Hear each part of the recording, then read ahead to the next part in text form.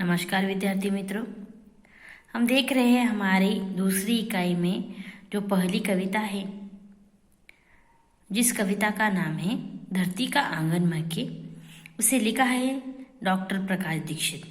यानी इस कविता के कवि है डॉक्टर प्रकाश दीक्षित।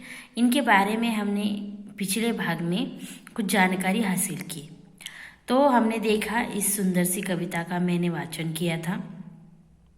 दूसरी इकाई की पहली कविता धरती का आंगन महके। आइए चलिए हम इस कविता में क्या है ये सीखते हैं। धरती का आंगन महके कर्मज्ञान विज्ञान से। कवि क्या कहते हैं कि संपूर्ण पृथ्वी का आंगन विज्ञान से महके। संपूर्ण पृथ्वी का आंगन क्या हो? विज्ञान से महके।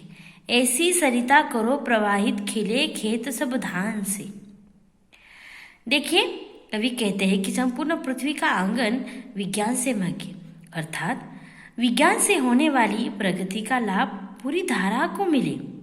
देखिए, विज्ञान से जो भी लाभ होता है, आपको पता है विज्ञान के आधार से आज हमारी जो दुनिया है, हमारी जो पृथ्वी है, पृथ्वी में जितने सारे लोग हैं, ये क्या कर रहे हैं? अलग अलग तरह की प्रगतियां कर रहे हैं। वैज्ञानिक अलग अलग तरह के शोध कर रहे हैं, शोध कार्य पूरे कर रहे हैं, जिसकी वजह से हमारे मनुष्य जीवन की जो जीवन है वो बहुत सुखकर हो रहा है। अलग अलग उपकरणों का हम इस्तेमाल कर रहे हैं। हमारे जीवन में विज्ञान की वजह से काफ़ी कुछ बदल गया है। अब विज्ञान से ही हम क्या कर सकते हैं?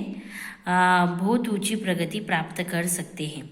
तो कवि कहते हैं कि हमारे धरती का जो आंगन है वो विज्ञान से महके, विज्ञान की जो भी प्रगति है उसका लाभ पूरे धारा को मिली। जिस तरह से ऐसी सरिता करो प्रवाहित, खिले खेत सब धान से।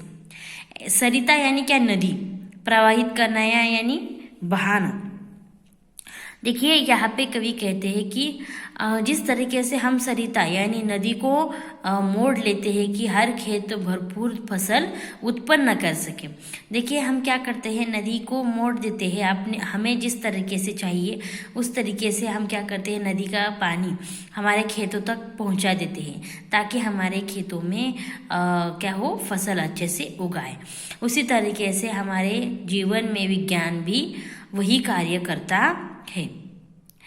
अभिलाषाएं नित मुस्काएं, आशाओं की छाह में, पैरों की गति बंधी हुई हो विश्वासों की राह में।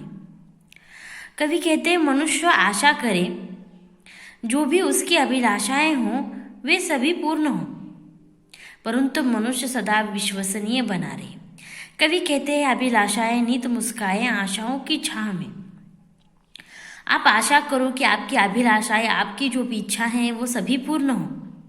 जो भी आप अपने मनुष्य जीवन में, अपने जिंदगी में जो भी करना चाहते हैं वो आपका सब पूरा हो, ऐसी आशा आप करो, ऐसी इच्छा आपके मन में रखो। लेकिन पैरों की गति बंधी हुई हो विश्वासों की राह में। लेकिन कवि कहते हैं परंतु मनुष्य सदा विश्वसनीय बना रहे। यानी विश्वास ये बहुत बड़ी चीज़ होती है। आपको पता है विश्वास, हम किसी के ऊपर आसानी से विश्वास नहीं कर पाते कि नहीं, लेकिन हम हमारे पैरों पे, हमारे हाथों पे विश्वास तो कर सकते हैं। हमें पता है कि हमारे पैर हमें कभी गिर नहीं देंगे क्या? नहीं। तो हमारे पैरों को भी हमें विश्वास से बांधना चाहिए कि हमें उन चीज़ों पे विश्वास करना ही चाहिए।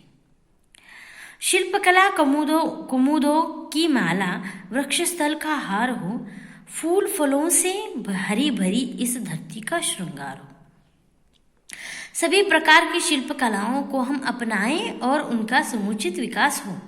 साथ ही यह भूमि फूलों फलों से हरी भरी और सज्ज रहे।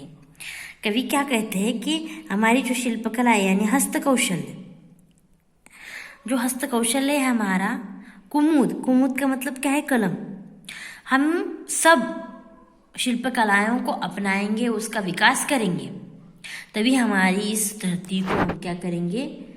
हम इस धरती को एक फली फूली धरती बना सकते हैं, हरी भरी और सज्ज बना सकते हैं।